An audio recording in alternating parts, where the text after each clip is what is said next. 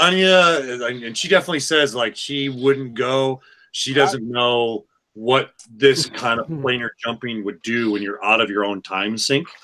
But she doesn't trust it. She thinks it's too risky. But you could try. Well, here's what I'm thinking is that that ship is stuck. Right.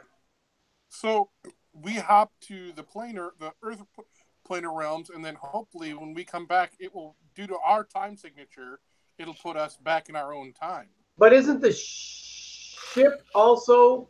I mean, the ship traveled too, so it's out of sync. Right. She doesn't want to go, and we don't care. She wants to stay with the broke ship. She can stay with the broke ship. Yeah, and there's currently 2 red mantises in this timeline. Like, you saw the other red mantis over the Hotel Shaitan, kind of watching that whole scene unfold from a distance. So, yeah, she's just like, I think you're too young of a human to understand your own powers, and I think you are certainly welcome to take the risk, but I don't want to go. Let's just go and slay some dragons. Come on. We have the power. Let's go. Wait. This is coming from you? Where's your little dragon buddy? I don't know. He's back at the Hotel Shaitan. Or Shaitan. He was waking up, though, too. He was starting to turn. Right. So the last you saw the Dreamer, he, turned into this huge dragon near the blood moon. So by the moon, he just we woke and then, joined his brothers and sisters. He was ecstatic to be able to, as they were free. So in your current timeline, when you pulled the diamond blade, it released the dragons from the blood moon, from their prison. So they're in your timeline, there are dragons now. Who wants to come in? He wants to come in? Okay, go let him in. Hey, why don't we do this? When we go back to the blood moon, draw the sword again. So we have 2 swords. Oh. And do what? Wait, so can we do this a couple of times until we all have Vorpal blades? You got it. There we go. Hey, look, there are bad guys. Let's all 4 of us try our Vorpal on them. That's right. Kurt, are we still Team Vorpal? What? Are we still being chased by those stupid wraiths or whatever they are? You went in high gear, like Valahir just dropped the hammer, and you flew south at a really rapid pace. You left the Ragnarok, the Dwarven airship, behind. So you don't see them, but you definitely see the signs of a great battle breaking out to the north. Big flashes and arcs of lightning and fire and all that other fun stuff. So, well, okay. So here's my second plan then, is that instead of going to the earthen plane, maybe find a cave and do some meditation and see if I can contact them and have an emissary talk to me on our plane and get some information. Oh, there you go. Yeah. I'll be right back. Hold on. I'm going to get talking about You all right? Don't fall off there. Oh, run again. Tell them what happened. Tell them what they see.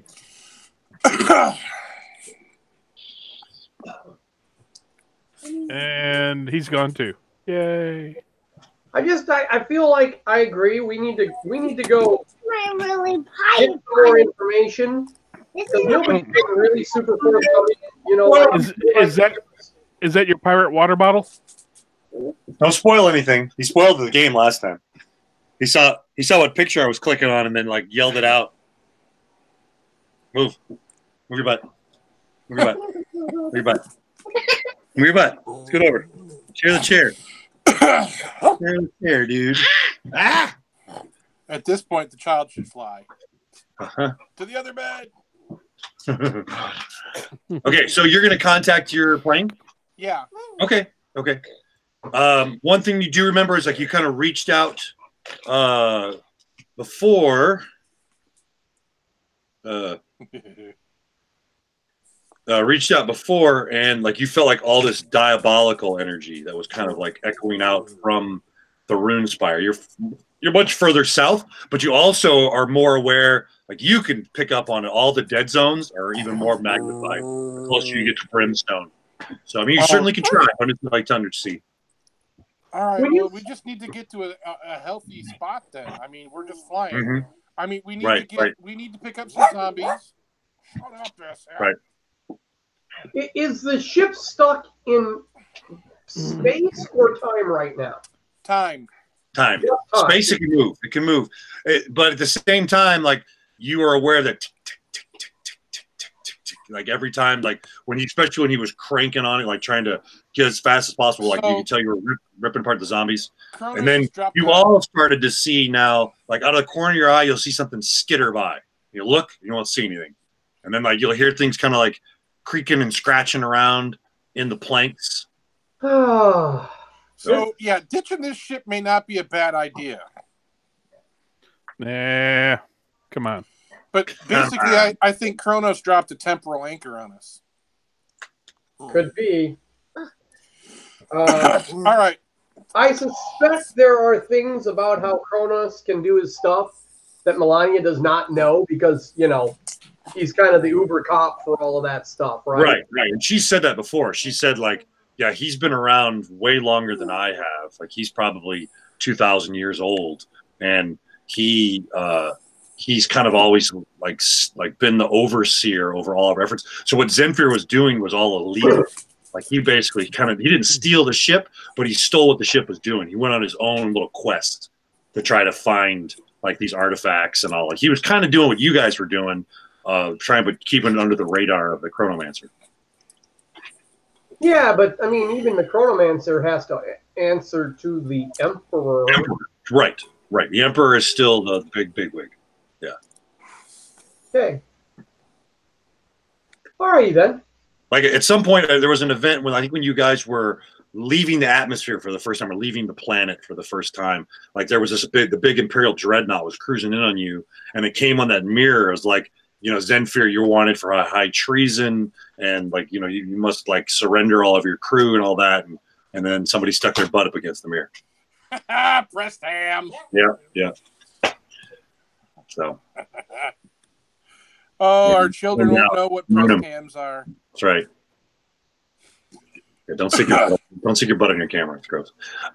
So yeah, you're just kind of flying along, and again, I'm just kind of breaking down what you're seeing. It's red dawn, like the sun is probably sunrise is probably an hour or so off, and you can see the smoke and kind of just the glow, the magical glow of the lights of Brimstone to the south. You're probably about another 3 or 4 hours flying to get to Brimstone. If you want Are there any mountains in the area that is not Brimstone? Like, yeah. So Melania is like looking through her maps, and she's like, "Oh yes, is the Kaladin Akmar is an outpost that we actually would use.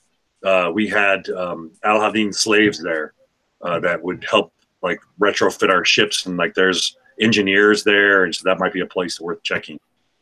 All right, let's go. Is it currently working now? I mean, well, it's a place that I can't imagine them using Void Stone because it was magical, so they wouldn't want to lose it. All right. Would they be? Wouldn't be bad either. Yeah, but we just can't show up at any like Ghostwalker encampment anywhere without them going, "Hey, why are you running the ship?" Yeah, we can have Melania do some talking. Yeah, I mean, she's been really, really helpful, but I still don't buy this, she's totally on our side thing yet. You know what? Whatever that outpost is, let's go by there, and then I'll travel in the mountains real quick and try and contact the royalty and actually get some information if I can. Because that's my first step. And then we can go to there, or we can contact the Circulum or whatever. Yeah, I definitely want to seek some of them out. The Circulum and the Ordo. Where the heck is the map? One of these images and map. The map. What are you saying? The map. Yeah, the map of everything. The big map. Oh, the map of the whole world? Yeah. I gotta find it again because I had it on Obsidian Portal, and then I didn't pay for Obsidian Portal anymore because it sucks, and so they took it off there, and I have it in somewhere. So when I find it, I would like to take my third grader D&D map and actually use Campaign Cartographer and design something that looks legit. Nice. That requires time. Let's see. Yes, Here. and campaign cartographer is actually pretty freaking hard to use. Yeah, it doesn't seem like it's like super intuitive. You know, like you've got to put a lot of time in. And, yeah. At some point, it'd be cool. Like I've seen some really beautiful maps that people have created, but I'm sure there's lots of time that went into it. Where did that map go? There we go. Okay. If I ever get the plotter fixed in my office, I can print like giant sheets of map. So there is, if you go to like giant Warhammer map, there's a guy that has a podcast that does like plays like the 3rd edition of Warhammer, and then he is some computer got a big plotter, and he took the entire like Warhammer world and then blew it out to like an 8x8 map, huge map, and it is gorgeous. Like it's like Google Earth style map. That was just such a cool project, but it took like a year to do the whole thing. Did you see they re-released Warhammer again? Yeah, I just looked at it a little bit. It looks pretty cool. I haven't looked at it at all. I just saw that they Warhammer, you know, it's one of those things that like, I don't know. I still like 1st edition. Like, I don't play it enough to feel like all the bad complaints about 1st edition. You know, I just play it. I'm like, oh, this is cool.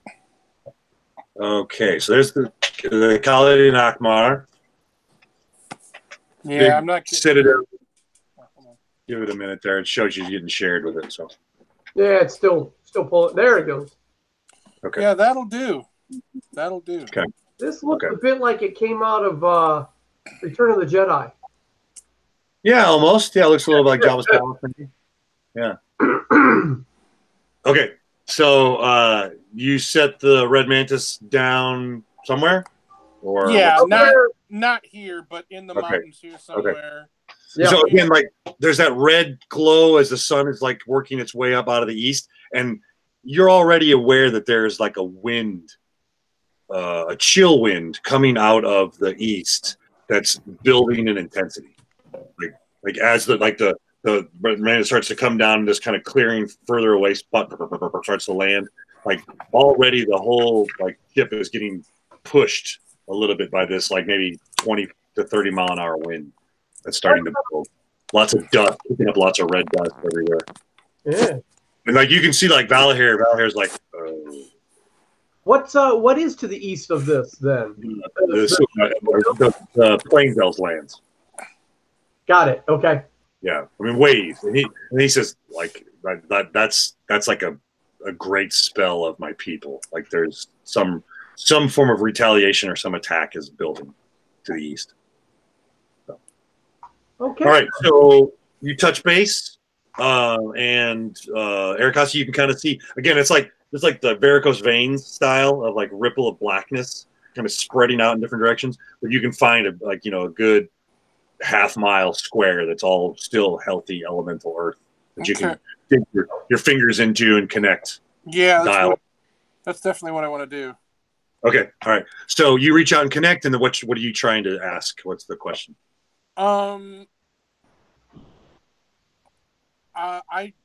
questions Careful I have. What the fuck is going on? That's the question. We seek to learn about the King, sorry. his history, what his we are trying to figure out what he was trying to accomplish with these artifacts of power is, and how it connects to what's going on today. We have all the artifacts. Like you can feel like some of the emissaries of the Earthen Father that you connect with, like that's like the king or whatever, and they're connecting with you, but it's almost like a bad cell phone call, like it's like kind of broken and intermittent.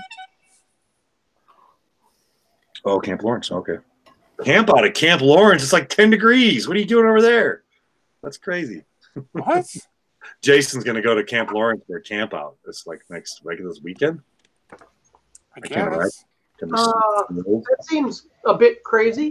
Yeah, well, I mean, it's going to be 50 degrees like Monday or Tuesday, so it'll be fine. Yeah, this weekend's going to be in the 40s, so I guess it'll be fine. Dude, crazy. So yeah, it's kind of a broken call, but it's like you definitely hear like this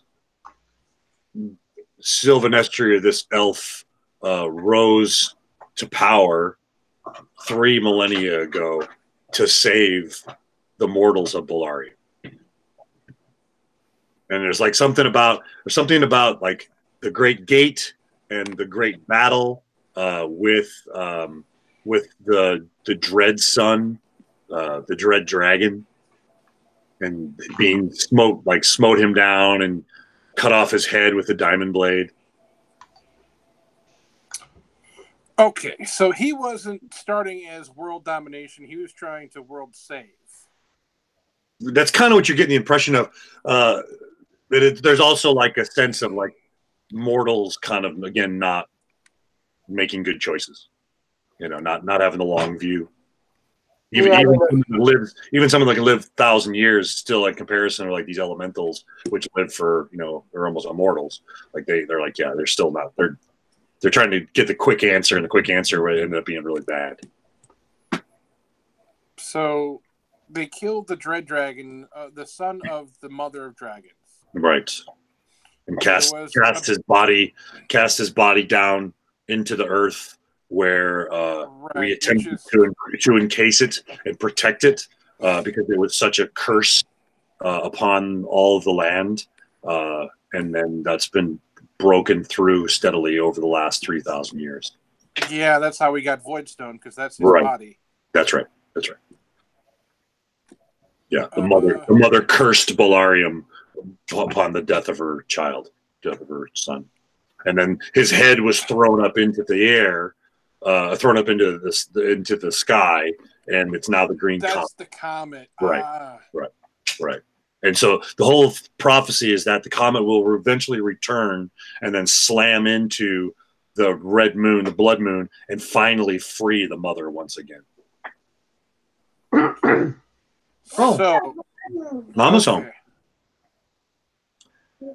So, once again, we'll have to face the Mother of Dragons.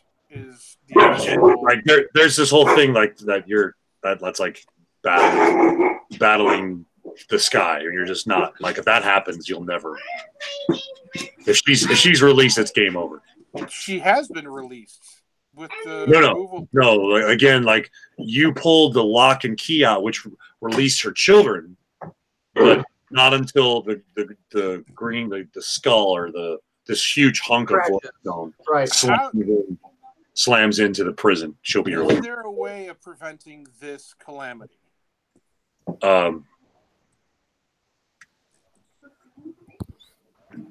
If there was, I think people with more power than us would be doing it. Well, we get Bruce Willis. Everyone has their idea of how to best save it. Yeah. What's that, Dave? We get Bruce Willis. We put him in a space shuttle with a drilling team. That's right. Shoot him up there. Right. That's right. With a nuke. 2 of them. Right. And you get a bunch of old astronauts like Clint Eastwood. You get them up there. And then, hi. Yeah. What's going on? Oh, just playing.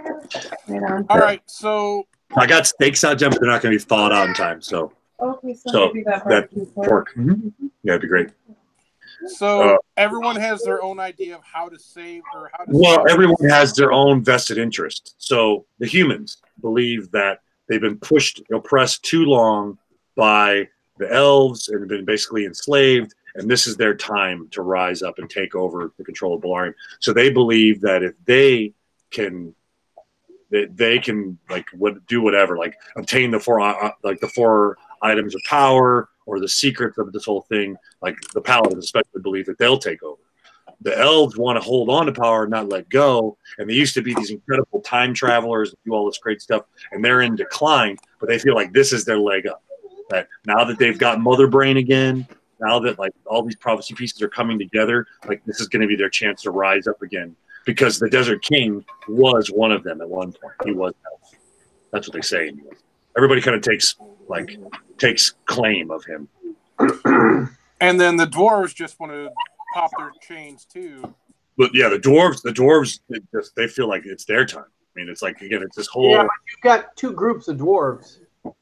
Well, and that's something that the Earth Lords could tell you, is that at one point there was only one group of dwarves, and those dwarves are starting to come back together as they realize they have a common enemy. So at some point during the great battles, when the Desert King, when Rathotep was around, the dwarves were like the slave army of the elves, and some fled to the north to get away from him, and the ones to the south stayed slaves. This does not give us any more clarity on how to proceed. Yeah, well, I think it's time we pick our poison. Who do we side with? The question, the problem is that it doesn't matter who fights here. In that, the ultimate goal is to stop the head from reaching the moon. Well, then, if that's the ultimate goal, why are we here? Like, why here being this place? Because we came for the book, right? So I know why we came for the book, but all those items aren't going to prevent that giant rock from hitting another giant rock. Yeah. You have to figure out how to move one giant rock or destroy one giant rock. Right. And I think all you're going to do is just, unless you can destroy the comet utterly, or maybe toss it into the sun, I don't think you're just going to delay things. Yeah. So here's my question: is the giant rock Voidstone? Do we know that? Yes. Yes. All right. So I have a really weird question to ask the emissary. Yeah. Is there a way of gating the moon to another plane? The entire moon? Yes. We can't do the void. Well, you could. So you could like again if there was enough magical power that was created. But the thing about Blowin is that they tell you is that each of these moons basically represents or is made up of or connected to one of the major 4 elements. So if you pull that moon away, you will destroy Blowin. Then is there a way of altering the course of the comet then? Maybe. And that was something that was mentioned. Melania had mentioned, well, a little nudge way in the past might be enough to get it way off course and then completely change the prophecy. But trying to stop it now when it's so close it's too late. Like this time period, it's too late. So you'd have to almost go back in time to try to do that. Far back in time, you mean? Right.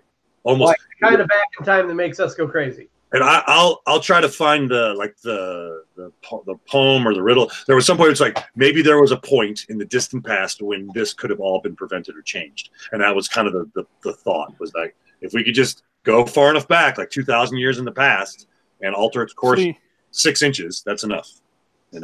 But Kurt, you're forgetting the time traveler's paradox. The paradox here is this: the only reason why you're traveling back in time in the first place is to prevent the cataclysm from happening. So therefore, the cataclysm always has to happen because you're always traveling back in time. Right. Exactly. Yep. Okay, hold on. So far, what you've seen so far, the way that time travel works in Kurt's head, is that like there are different streams that you can jump into a stream, push it off, and that may actually change the stream that you belong in. So I have yet another wild idea in that maybe we need to contact the Chronomancer about this and about doing that, and altering the destruction of our world is obviously more important than apprehending us when all we're trying to do is do that anyway. But if he's an eternal being, he probably has access to all the time streams. For him, the destruction of one time stream is nothing more than just like wiping out an ant. Presumptuous, but so is Mike. What Melania has said is that if Kronos is able to get to where we're at, so his name's Mordekainen is the Chronomancer. If he's able to get to where we're at, he will drag me and my child back to Alessandria and have us publicly executed because he isn't Rathir, Valahir's child, is not supposed to exist. He's the first child of one of our people in 200 years. Yeah. Oh yeah. Yep. All right. So I'm just saying that's all these plot pieces, there's definitely, you guys were like Valahir thinks he's so great. That's pretty amazing. But like this woman, like this female elf, kind of came at him like a predatory snake, and like got what she needed, and like is able to have a child. It was definitely not a normal child because he's been growing leaps and bounds, over a period of like weeks till he's almost a teenager now in less than a couple months. So I guess here's the rub. Are there any other beings on this planet that do time travel like the elves? Maybe. Yeah, there might be. So that's like there's the Dreamer talked a little bit about dragons being able to do a little bit of time bending, because that's one of the reasons that they basically mother brain is dragon brain that the mind flayers would steal, or they would somehow kill a dragon and take its brain, and then they would use that brain to then do its own. So mind flayers the other one. So there's kind of three groups: these real powerful elves, the dragons, the mind flayers. So the enemy of my enemy. Yeah. Let's go talk to the mind flayers. Yeah, they're kind of. They don't really like to talk to people.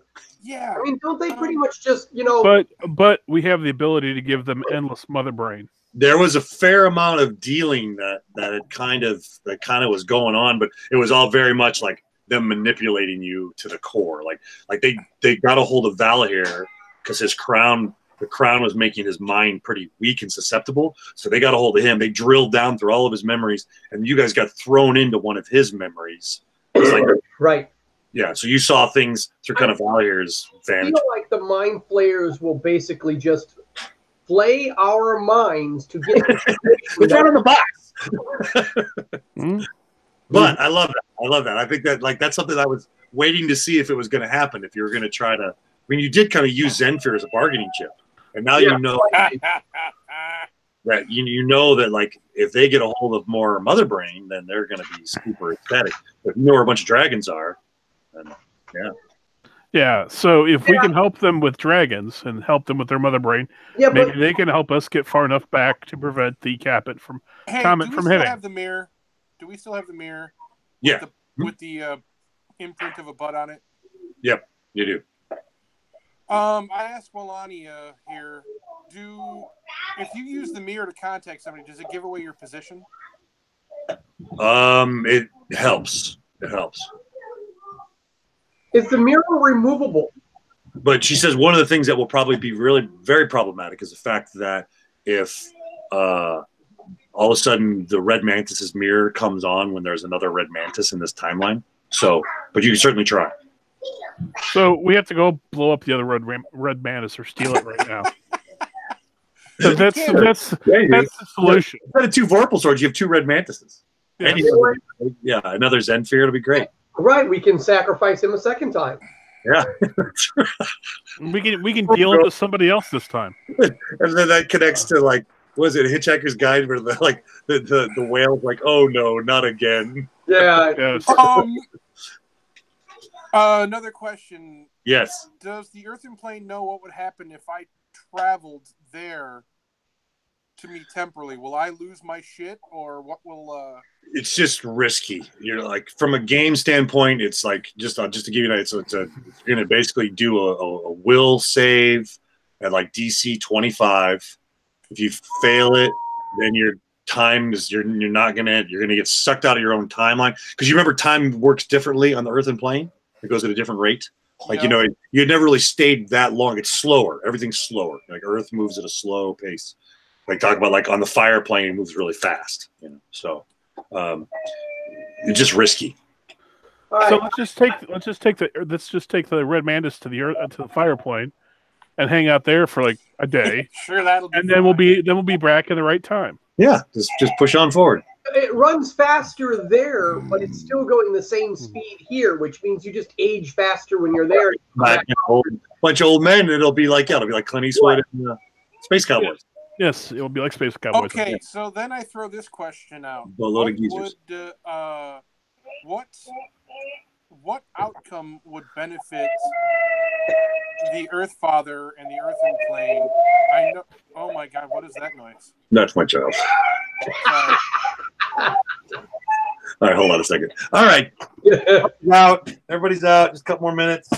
All right, so guys, I feel like if we go back to the present, we're going to have to actually start dealing with shit. I really like doing research while we're back here in the semi-past. Right, and that's something. A little bit more research done before we go forward. But we got to get out. Well, that's why we're talking right now. Right. I know. We got to get out of here soon.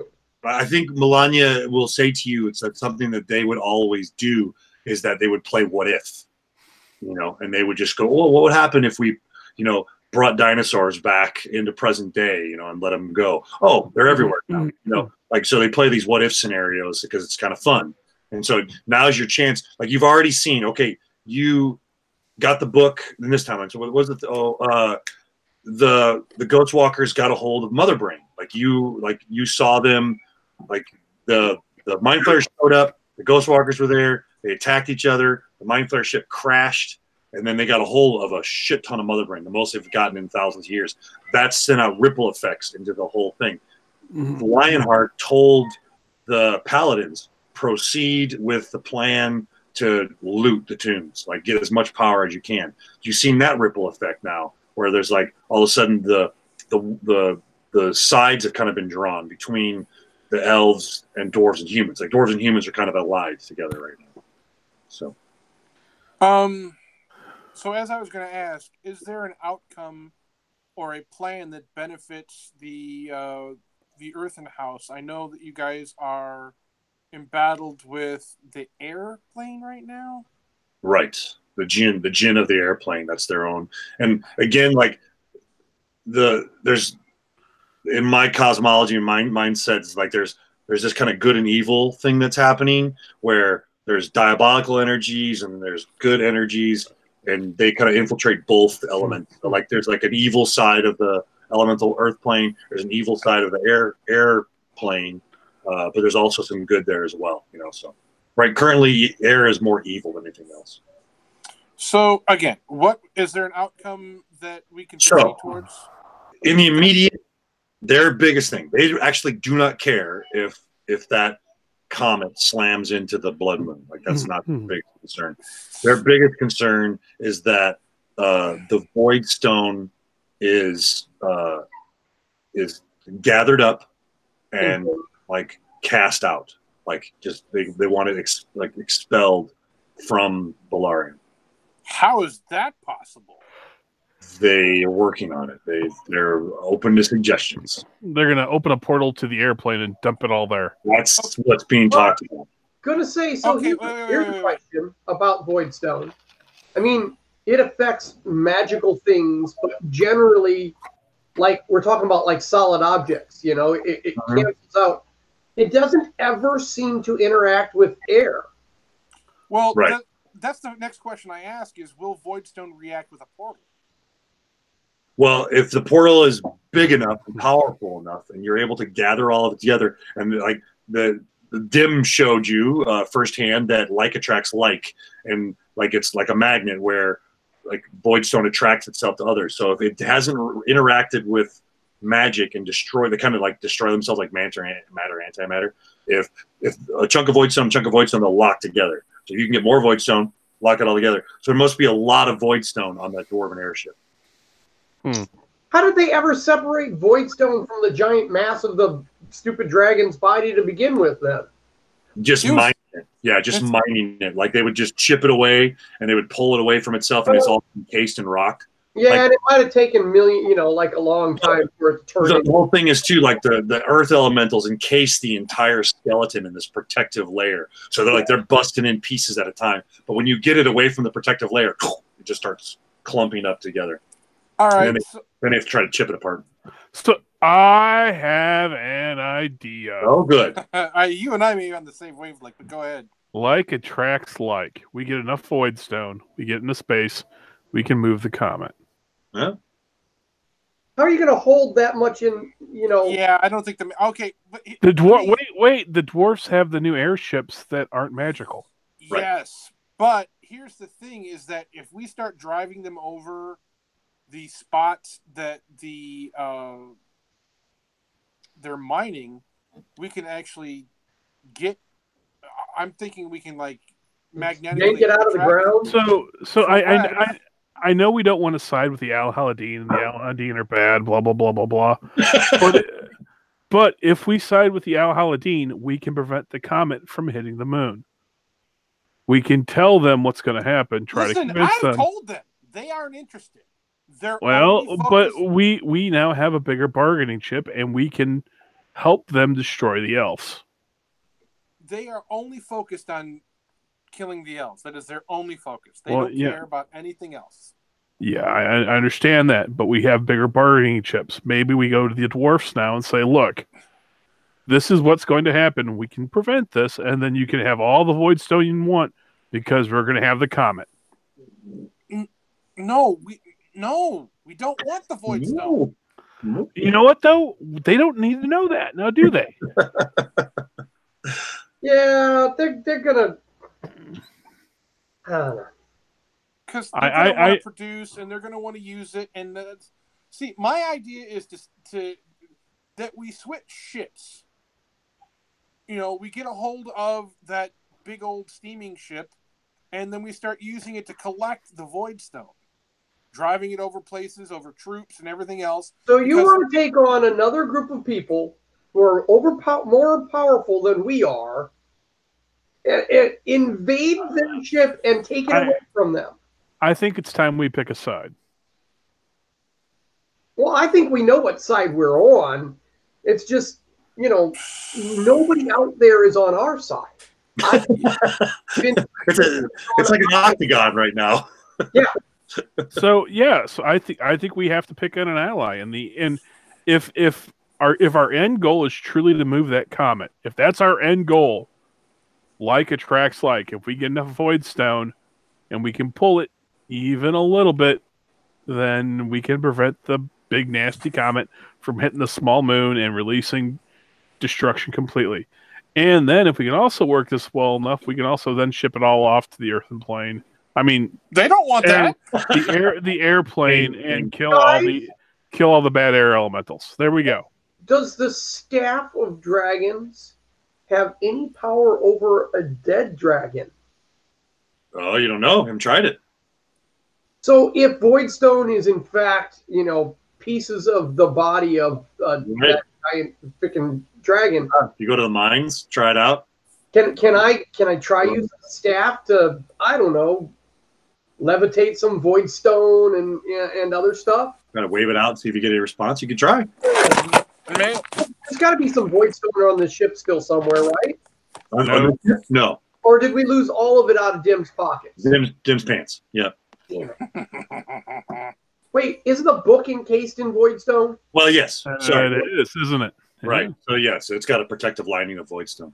That's true. Yes. Let's yank out the worm-preventing lining. No, I'm not going to. No, I don't want to do that. I just want to see if I can, I don't know, commune with it or make it move. And it's at that point, too, where you start to, again, like this like attracts like thing, just to kind of give you an idea. Like, Dim had raw Voidstone in his trousers. So it's really susceptible. He's never going to have kids, is he? Right. Yeah, it's definitely like carrying your cell phone way too close. Like, so the Voidstone that's in the crate in the Ark has got a layer of lead around it, and it didn't react at all. Like it didn't respond like his pants did. You know. So if you encase it, like all the times you've had Voidstone like bullets, they don't attract each other. Like it must not take much to wall it all off from each other. But if it's open air and exposed, then there they go. So stealing that ship won't help anyway. Fuck. Well, it could. Like if you want to just go and find raw Voidstone and start collecting it, yeah, I mean that's totally the way. But if you're trying to gather bullets, I think we use it to move the comet. The comet's a total example of raw Voidstone. Yeah. I think we use it to move the comet. That's why I'm trying to find out if the staff can do anything with the Voidstone itself. Well, you haven't really even fiddled with it much. Like you've got I know. And it's one of those things that, again, it's one of the artifacts of Rathotep, so it's probably has the same. All right. So is there corruption that the Diamond Blade does, and that the Crown does? Like, so are there any ancient libraries that aren't controlled by the elves? Yes, the Paladins. Why don't the Paladins? The Paladins are one of our friends. Why don't we go to their library and do some research on all this shit? I thought Mike's people had a pretty good library. Oh yeah, right. And so then also the elemental school. Listen, I was thought about it, but I didn't want to go. All right, back to the elemental school again. Well, I mean, hey, you went back to Valhir's lands and you hung out and you made a box. That's what happened there. I mean, it was helpful. So, then, yeah, maybe we should head towards that. And truth be told, I think as long as we're in motion, I think we need to try and contact the Chronomancer and plead a case. No. The Chronomancer sounds like he's just another elven douchebag. Yeah, douchebag. I get that feeling too. Take the mirror out of the ship. I mean, find out how it's inactive. It's inactive. As long as it's not active, it can't. No. Take it out. Go put it in a cave somewhere. Hook a battery up to it, and then you can call him. As long as it's not in the ship or near the ship. I got no problem with that. Oh yeah, battery. Right. Yeah, it's kind of a permanent fixture of the ship. You're not gonna. All right. So we're here at this outpost. Right. What can we find out here? What's this place for? Well, Melania says obviously the ship is going to need some work, but we're not going to go anywhere pretty quick. Like you hear the blades are starting to skip every now and then, and tick tick tick tick tick tick. So we've got to figure out what the Chronomancer did to this. So we need to find a mechanic. He says, "Well, yes, and one that's preferably not an actual ghost walker." Because apparently there are some dwarves that they, slave mechanic or whatever. Right. Somehow we need to steal a mechanic. We need to go liberate some slaves. I'm cool with that. She's also like, we need to find some more living dead too. All right. Well, or magical creatures. Aren't you elves magical creatures? Yeah. She's don't look at me like that. What? She says, no, don't look at me like that. Well, no. We're going into this. Fuel. We are going into this elven compound, correct? What? We are going to be freeing slaves, correct? If we're going to be freeing slaves, means we're going to be killing elves. We don't have to kill them all, just a lot of them. Just a lot. Yeah, but then we need some sort of necromancer to bring them back. I'm not talking about bringing them back. We take live fuel rods. Man, you're going to a dark place. I don't think Jason will go through that. Jason's not here. I think Melania wouldn't go for it either. Dim's not super. Dim. Sorry. Lionheart is currently staring off to the north, where Malbolgia still taunts him from afar. So first off, can Melania? I ask her, is it possible for us to dock and you get repairs done? There are two red mantises. That's not going to happen. If they have these mirrors that are attached to everything, there's probably a mirror in the fucking building, and they're going to go, "Hey, why is the red mantis here? And where's Zenfir, master of the pamphlet?" And and Valahir is kind of looking through his telescope. He's like, "That place is on fire right now. Somebody's already attacked it." Wait, the repair shop? Yeah. Well, then let's go see if there's anybody still alive. Yeah, Let's go. Idea. Let's go. Okay. So you start to fly closer. All that for this. There we go. Let's get our fastest. I have a bunch of really good ideas that came out of that whole thing. That was good. You get closer. You can see that there are numerous bodies sprawled out on the front of the courtyard where there's great big doors. Like the road that goes up to the Kaladin itself, this big tower, is this kind of spiral that works its way up this hilltop. Where it's all at. How were the bodies killed? Well, so you look and you see rended, like limbs pulled apart. But there's lots of blood everywhere, and it looks like mostly Al Haladin. That are dead? Yeah. And when you say rended, like just like torn apart, drawn and quartered and halved, and just like there's lots of body but parts. not like cut with blade. No, like these are like brute strengthy kind of things. Okay. Like pulled apart by dread hosts. I don't even think dread hosts have that kind of strength. Yeah, they do. Get two of them together. I mean, you can a pair of horses can do that to people, so why not dread hosts? All right, well, let's see what we can see from the air above it. Okay, so let me get this. Do they have like so the ship is designed to harpoon people on the ground, right? They've got to have special, like, I don't know, binoculars or something that can see living creatures. Well, you lost me. What?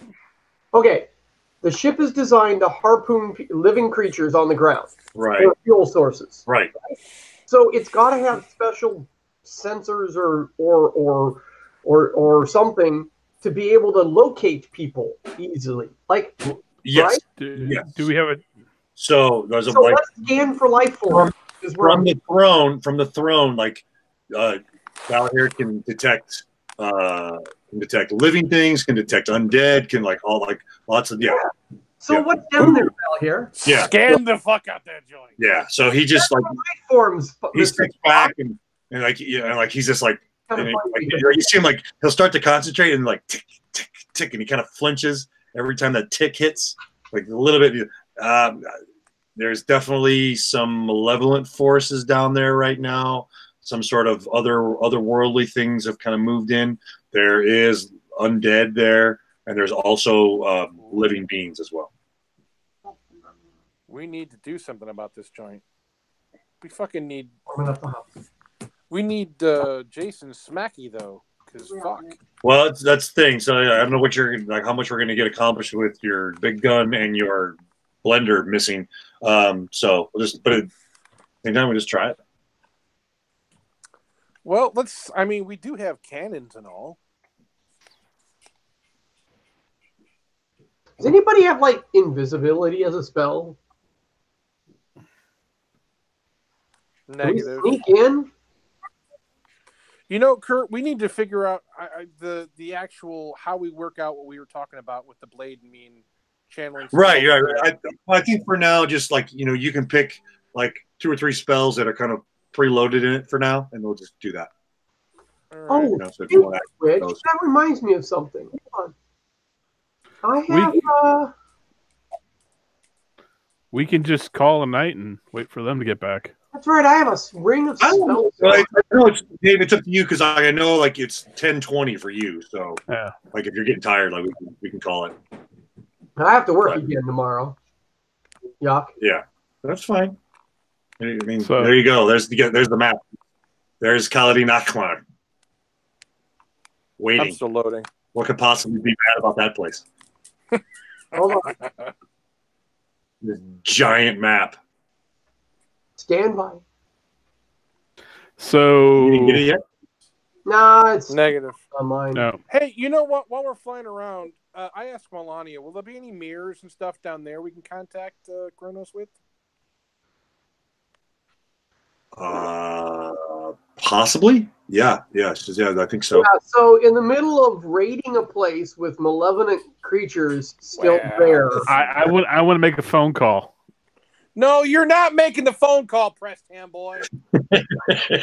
But Listen, this is Pressed Ham calling Pressed Ham. I'm just extrapolating right now. I'm not. No, it's a really good question. Yeah. Yeah. Like if you're thinking about trying to set up some sort of repartee with the Chronomancer, then that's maybe one way to do it, which is not going to immediately involve your imprisonment. You know exactly where you are then. You might. Yes, but we can leave after the call. This guy can freaking travel freaking time. He can be there like 5 seconds after we make the call. I have a feeling with this chrono anchor, he's stuck right where he's at too.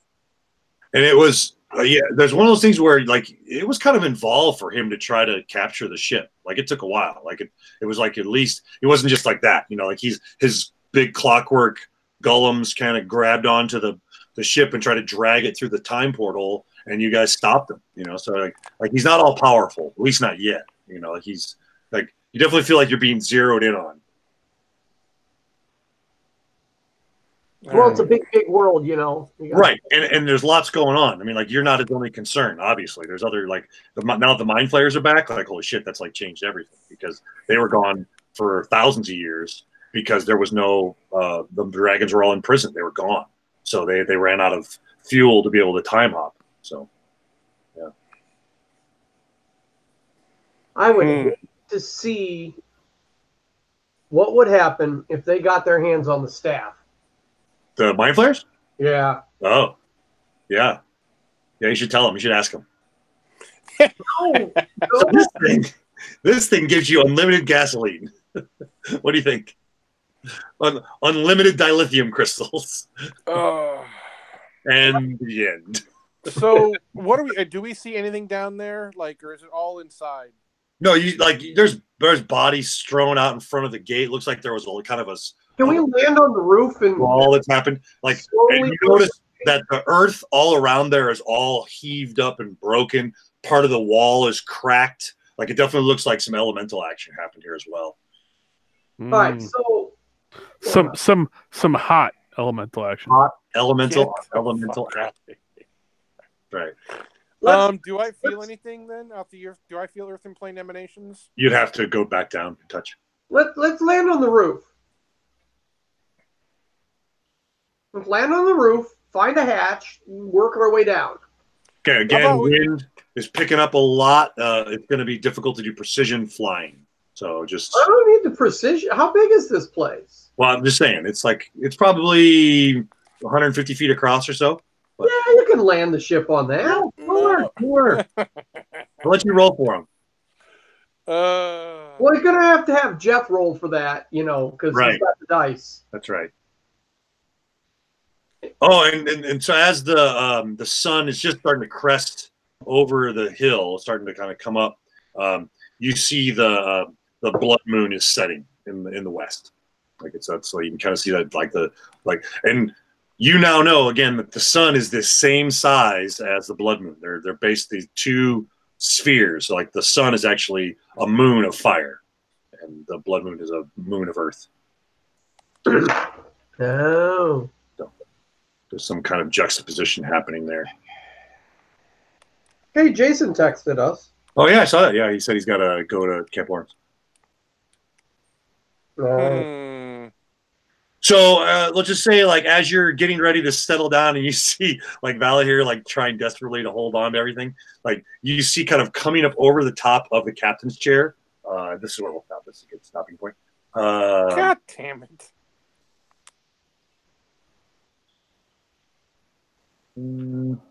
Dude, I'm still waiting on the map. Really? No, there it is. I got the map. It's a big high-res map, so I should have preloaded it. I got to remember to do that stuff. Oh, okay, because it's a bunch of little stuff on it. I'm like, it doesn't look that high-res. Yeah, you can zoom in pretty good. It's like probably 7 or 8 meg, I think. Where did it go? Oh, yeah. So you see these little delightful little blue balls walking on these stilty legs, kind of, and they're all, like that's the size of a baseball, but there's like 30 of them, and they're just kind of clockwork vermin coming over the and that's what Melania says. Clockwork vermin. So that's what's giving the problems then, huh? Yeah. So maybe we need to exterminate real quick. Pull a Dalek. Is there like a fumigation button? Yeah, right. Yeah, so we got to figure. Wait, maybe Dim should waft his wraps around, the room. Put a big fan on him. And, we can actually try and work on some of this stuff here. Try and exterminate the vermin if you want, or we want to call it night. Dave, you done? Yeah, let's call it a night. Okay, all sounds right. good. Yep. That's where we'll all stop. right. All right. We're gonna talk more on Slack. Okay, sounds good. Yep. Hey, I didn't get my item. And we totally just like you went below and drank yourself into a stupor and came back up and didn't say anything to anybody. Yeah, we kind of. So I don't want to talk about it. Is that what you said? I don't want to talk about it. Mike and I talked a little bit on the side. Okay, but you're right. Yeah, nobody's really queried me on why I'm so. Well, they all did. The session ended. Kind of everyone's like, okay, what's going on? Like, what? Spill the beans. What's up? We can, you know what? We can put him in the engines. Right. I don't mind that. Right. We can use him for fuel. Right. Exactly. Yeah. But who for fuel? The dwarf. You weren't here for the dwarf guy. I can't think of his name right now. Okay. Bertrand. Yeah, like a northern dwarf that Guido knows from his past. So, but hey, by the way, Russ, I now have 1 gig fiber to my house. Seriously? Yeah. Wow. Is this you paying for that, or is work paying for that? Oh, I'm paying for it, but it's only like so. Our old cable was like $80 a month, like 80, like 5. We got 1 gig fiber for 90. How? It's what they're doing down here now. That's amazing. Do they do that up here, or no? You could try and see, but yeah, we got 1 gig. Like I'm like fiber. The guy's like, oh yeah, fiber. So he showed up and he's like, oh, someone's already had fiber here. I'm like, no one's ever had fiber here. So I thought it was just some DSL scam. And no, he's like, well, you're right. There's no fiber here. So there's like, I got a box and it's a demarcation point and it's fiber to it. I'm like, holy crap. For $90 a month? Yeah, 90 like $4 a month. Like what? You don't need anything else then. But that speed, like you could be running everything. Well, yeah. Well, the thing about it is that we so the speeds I see, unless I'm sitting actually out on it, right? Like it tops out the Wi-Fi for every device in the house, right? So it's like, yeah, okay. But the big thing is that like we have a Plex server set up here, and like Plex going out of here now is awesome.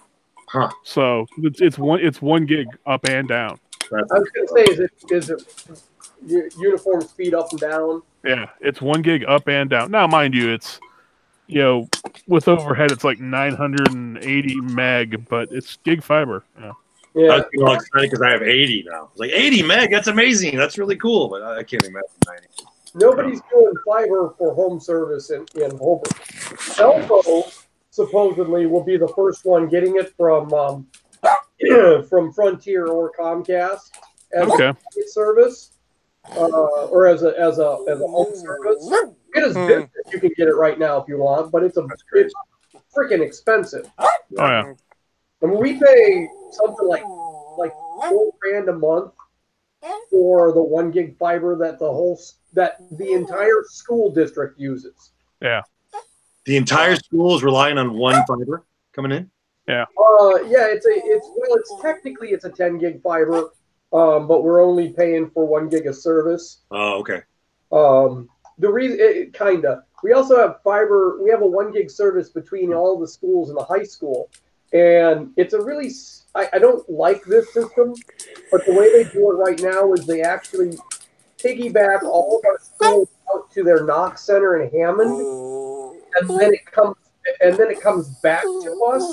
Huh. So our 6 different buildings at 1 gig apiece, plus our internet connection, are all coming in on a single 10 gig fiber. And then it splits off with their little switch device. It's amazing that they would have that many students and everybody relying on that one connection. Well, that's my job, by the way. I'm the one that keeps track of it. We generally still average around 350 to 550. Okay. So,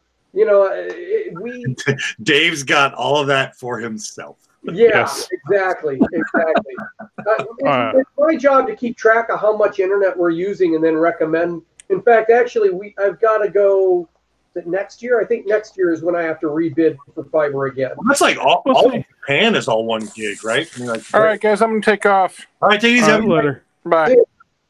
What really bothers me about all of this, is that 1 gig is actually, in some ways, it's kind of like, it's kind of lame in a way. Like everything is 1 gig nowadays.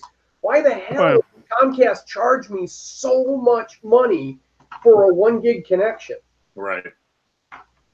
Well, because it's that concept of limited resources. There are still limited resources. Well, and so 2 years ago, I went out for bid on the fiber between